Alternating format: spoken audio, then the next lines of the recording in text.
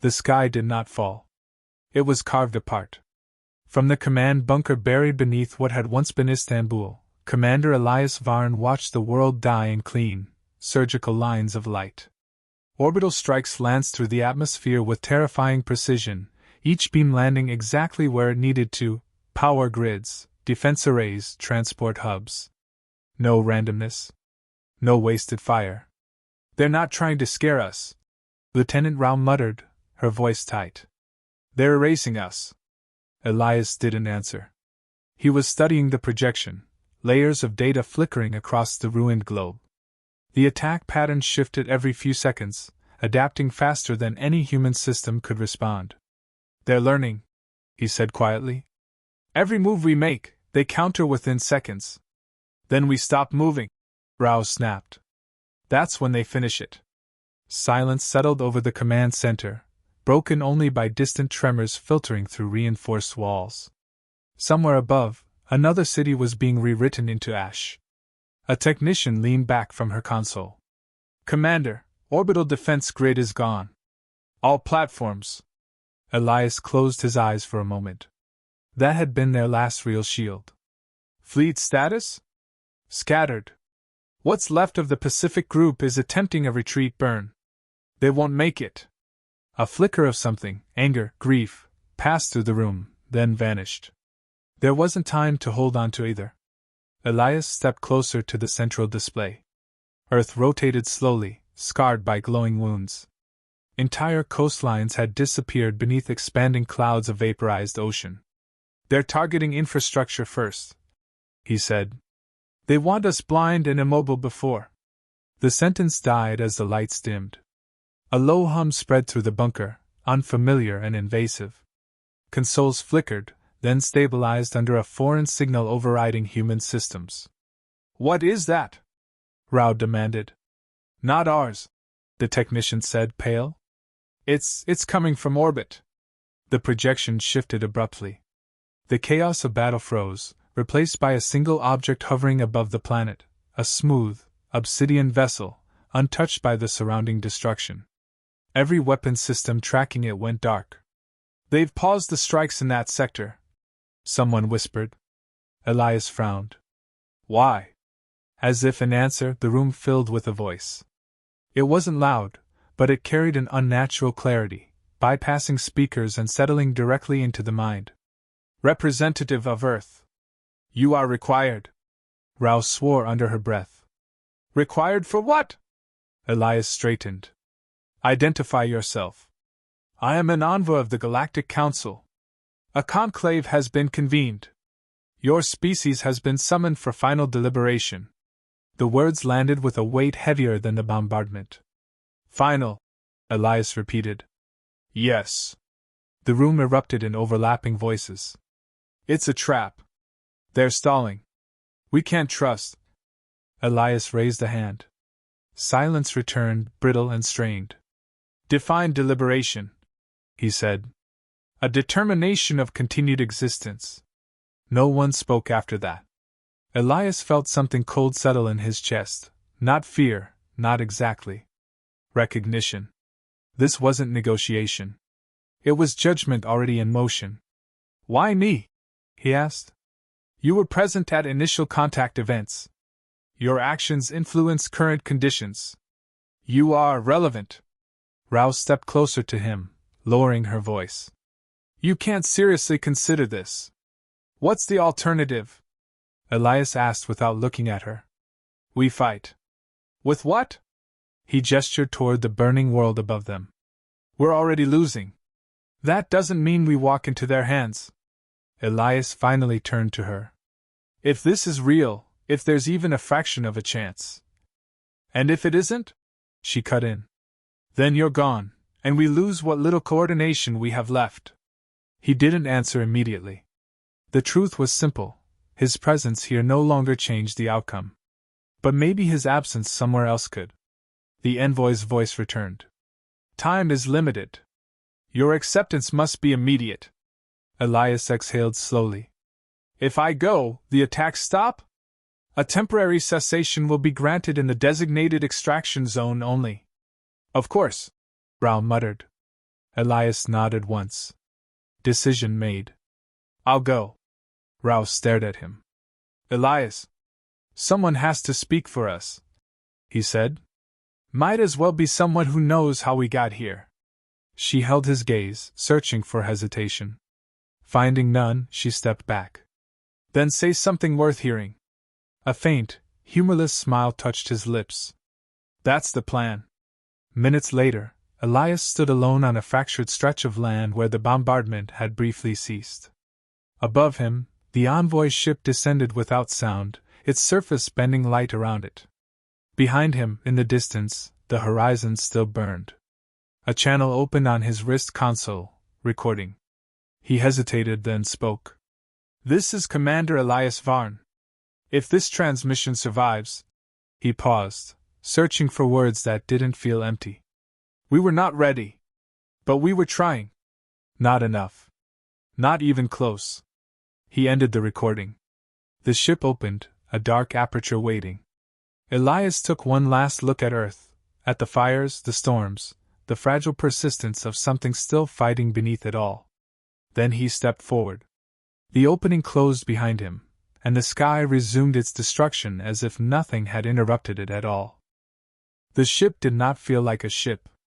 There were no vibrations, no hum of engines, no sense of motion at all. Elias stood in a corridor that seemed to stretch without end, its walls smooth and faintly reflective, bending light in ways that made distance unreliable.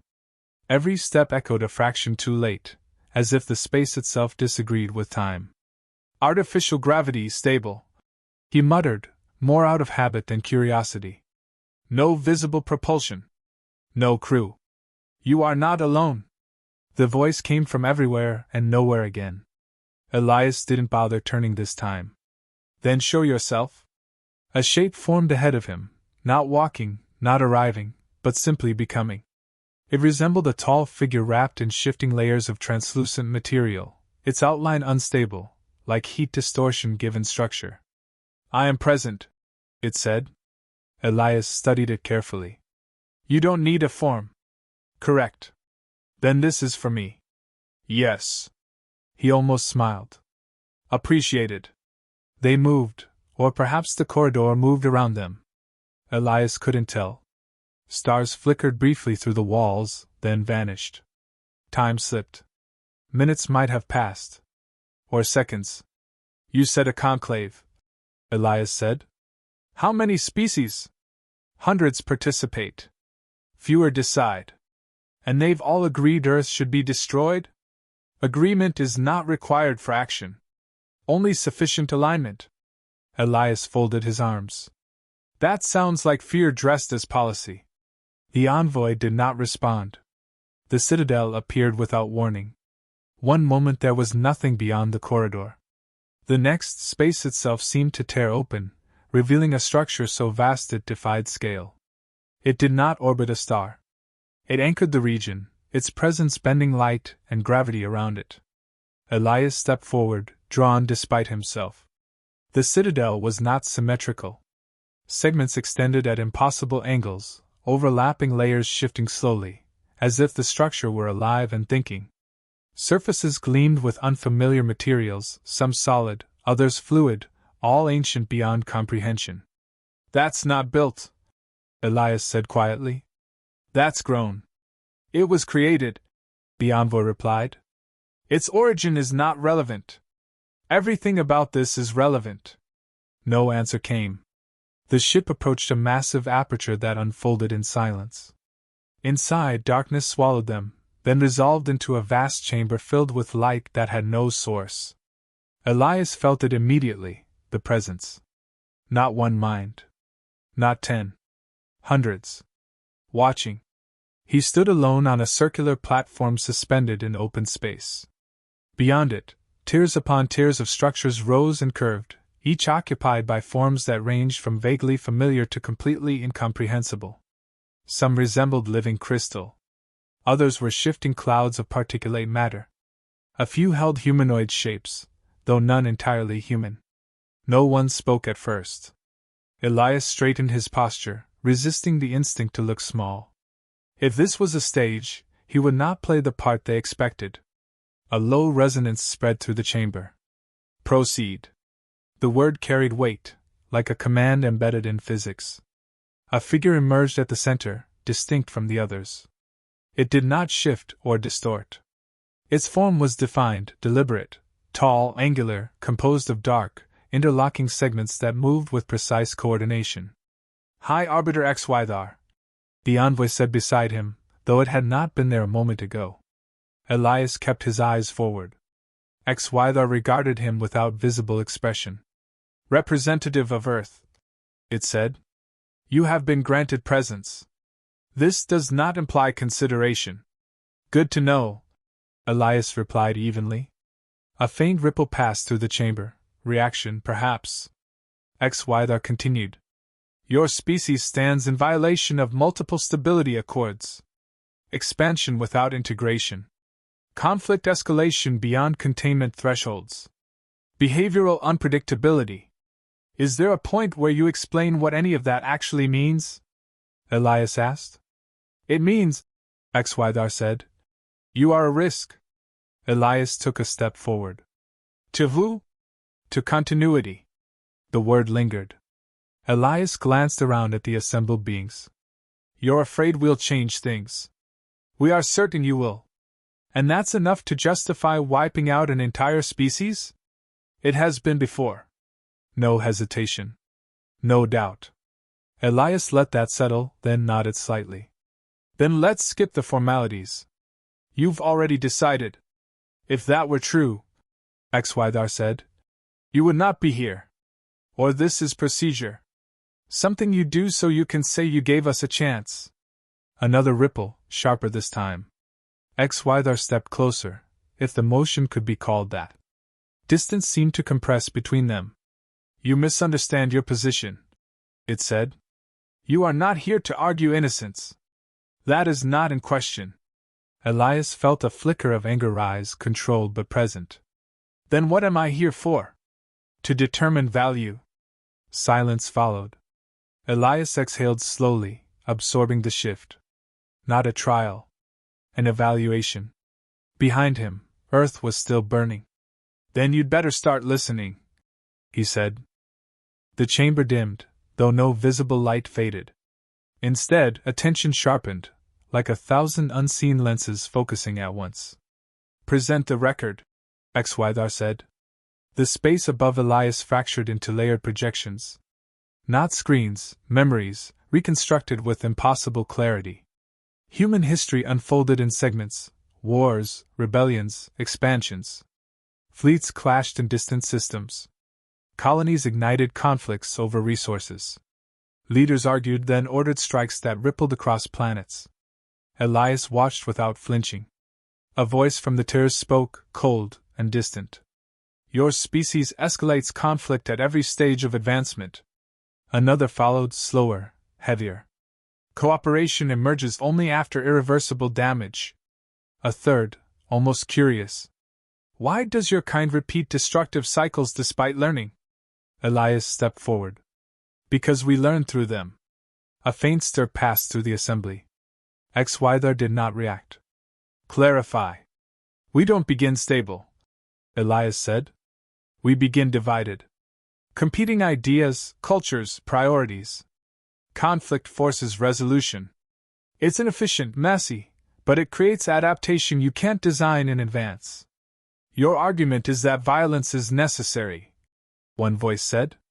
No, Elias replied. My argument is that growth isn't clean. The projections shifted. A human fleet appeared, sleek, modern, unmistakably aggressive. It fired first in a recorded encounter, annihilating an alien outpost. Unprovoked action, XY stated.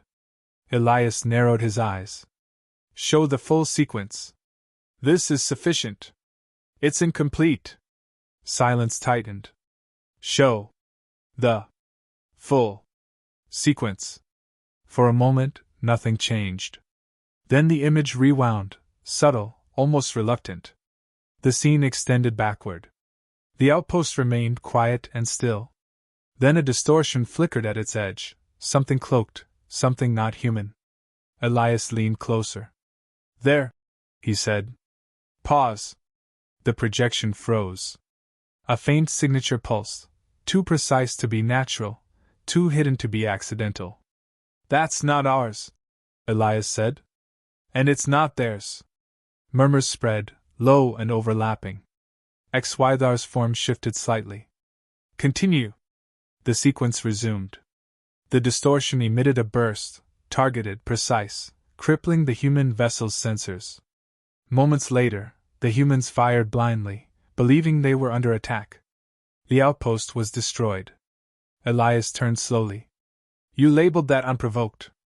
It resulted in escalation, XYR said. That's not what I asked? No answer came. Elias stepped further into the center. How many of these incidents have missing context? Your implication is speculative, one voice said. No, Elias replied. It's observable. He gestured sharply. Run cross-analysis on all early contact conflicts. Filter for anomalous signatures preceding engagement. The chamber hesitated. Then, unexpectedly, it complied. New projections unfolded, dozens, then hundreds. Patterns emerged. Subtle distortions. Interference just before human responses. Not always the same signature, but consistent in effect. Provocation. Engineered confusion. A long silence followed. You knew, Elias said quietly. XY's voice cut through. We observed irregularities. And did nothing? We assessed outcomes. Elias let out a short, disbelieving breath. You let it happen to see what we'd do. Your reactions were informative. Anger flared, sharp and immediate. People died. Entire settlements. Loss is inherent to evaluation. Elias stepped closer, voice tightening. You're judging us for behavior you helped create. A ripple moved through the assembly, stronger now, less controlled. XYR did not retreat. We applied pressure. Your species chose its responses. Under false conditions. Conditions reveal nature. Elias held its gaze. No. Conditions distort it. For a moment either spoke. Then another voice, older, slower, emerged from the tears. Representative. If manipulation occurred, why did your kind not uncover it? Elias didn't hesitate. Because we were new. Because we were busy surviving first contact. Because we didn't expect to be tested by something that claimed neutrality. The chamber absorbed that. Yet, the same voice continued. Even within these conditions, your species demonstrated internal conflict. Elias nodded. Yes. We fight. We argue. We make mistakes. Then how does this support your claim of value? Elias paused, choosing his words carefully. Because we don't stop there. The projection shifted again, but this time, not by command. Earth. Not as it had been, but as it was now. Cities in ruins. Fires spreading across continents. Communications fractured. And within it, movement. Small groups coordinating rescues without orders. Soldiers holding positions long after strategic value was gone, just to buy time for civilians. Strangers sharing resources with no expectation of return. A child helping another to their feet amid collapsing debris. Elias watched in silence. We adapt under pressure, he said softly. Not just tactically. Socially. Emotionally. We build connections in the middle of collapse. Temporary behavior, one voice argued. Driven by proximity to extinction. Exactly, Elias replied. When it matters most. He turned back to XYR. You wanted to see what we'd do under stress. This is your answer. XYR regarded the projection, then Elias. Your species remains unpredictable. Elias gave a slight nod. That's the point. The chamber fell quiet again, but this time, it felt different. Not resolved. But no longer certain. Silence lingered, but it was no longer empty. It carried weight, calculation, hesitation, something close to doubt. Elias stood at the center of it, aware that whatever came next would not be shaped by emotion alone. These beings did not feel in ways he understood. They assessed, measured, concluded. HFY moved first.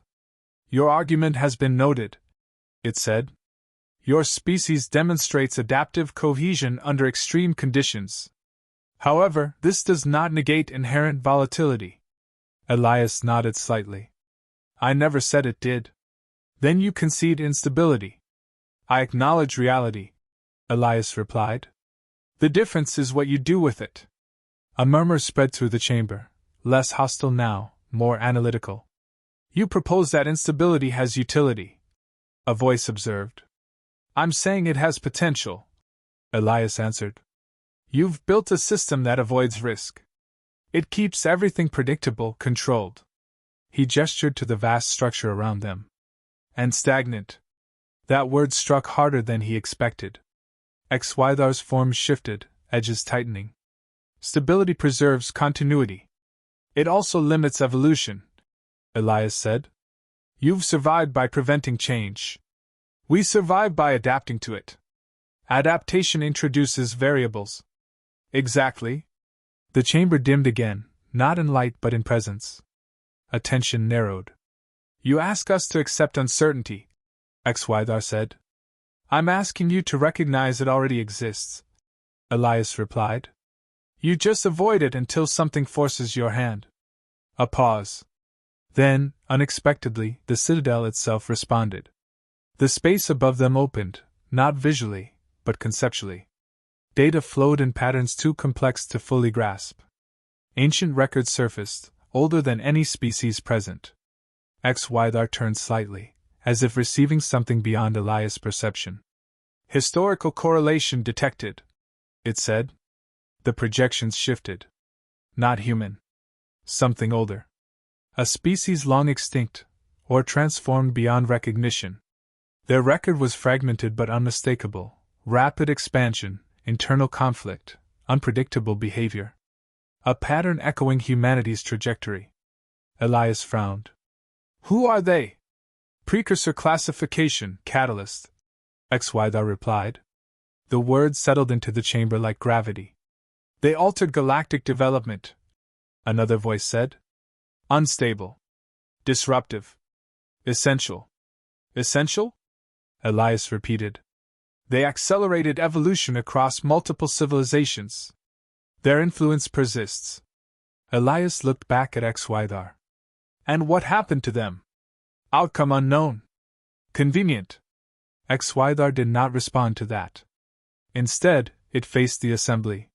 Humanity exhibits parallel traits. Probability of similar classification, significant. The chamber stirred, this time not with uncertainty, but division. Risk exceeds tolerance, one voice argued. Potential exceeds precedent, another countered. Containment is preferable. Elimination removes variable.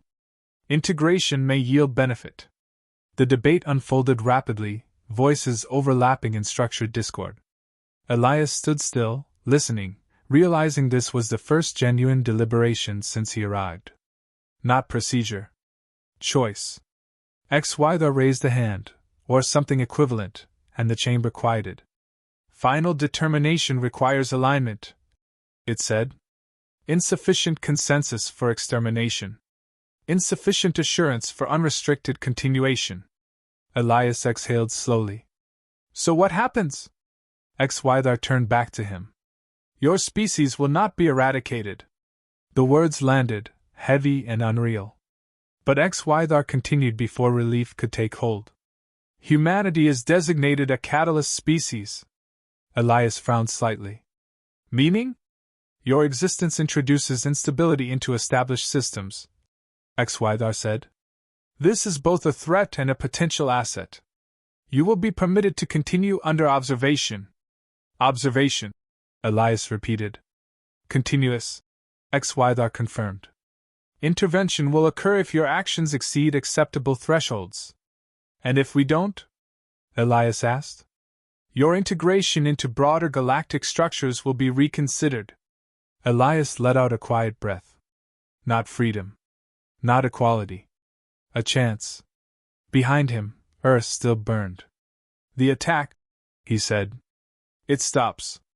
HFY inclined its head slightly. Orders have been issued. As if in response, the projections shifted again. Earth seen from orbit. The bombardment ceased. Ships withdrew in coordinated silence, vanishing into distant points of light.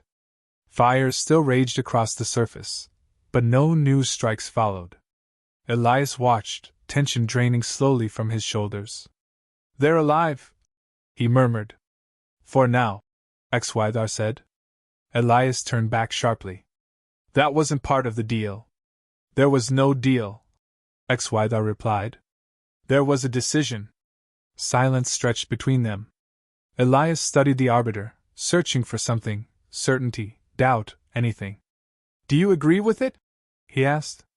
HFY paused. For the first time, the answer did not come immediately. Agreement is irrelevant, it said at last. The outcome stands. That's not what I asked? Another pause. Then, quieter. Your species defies projection models. Elias almost smiled. We get that a lot. HFY regarded him for a moment longer. That is what makes you difficult to categorize. And dangerous, Elias said. Yes.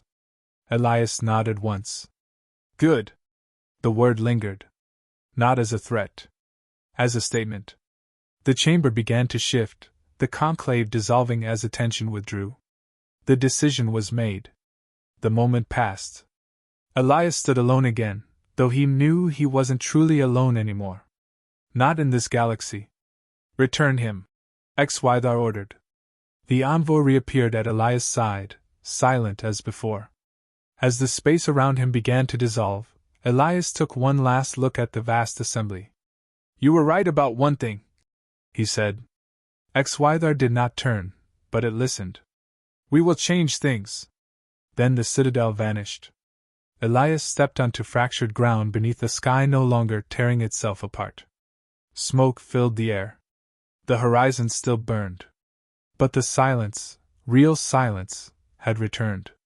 In the distance, figures emerged from ruins, stepping into the open. Alive. Elias looked up at the stars. They felt different now.